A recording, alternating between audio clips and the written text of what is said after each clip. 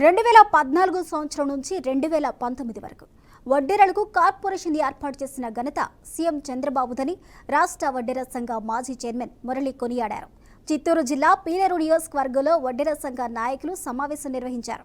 Corporation పేరుతో వడ్డెరలకు పనిముట్లను CM సమకూర్చారని పేర్కొన్నారు. అయితే గత 5 ఏళ్లలో మాజీ సీఎం జగన్ వడ్డెరలను విభజించి పాలించారని ఆరోపించారు. నియోజకవర్గంలోని వడ్డెరలను పెద్దిరెడ్డి, మిథున్ రెడ్డి ఏనాడు పట్టించుకున్న దాఖలాలు లేవని ఈ సందర్భంగా గుర్తు చేసుకున్నారు. గత 5 ఏళ్లలో ఎన్నడూ వడ్డెర కార్పొరేషన్ నిధుల గురించి పట్టించుకుని ఎమ్మెల్సీ యేసుబాబుకు ఇప్పుడెందుకు గుర్తొచ్చింది అంటూ ప్రశ్నించారు. కిషోర్ కుమార్ రెడ్డి వడ్డెర కులస్తులకు నామినేటెడ్ పదవులు ఇస్తారని యేసుబాబును నమ్మే పరిస్థితి లేదు అని స్పష్టం చేశారు. గోపురాలు కట్టాలన్నా, మంచి మంచి ప్రాజెక్టులు కట్టాలన్నా మీరు ఈ పొద్దు ఈ గెస్ట్ హౌస్ కూడా, ఈ ఆర్ఎంబీ గెస్ట్ హౌస్ కూడా వడ్డర్లు కట్టింది.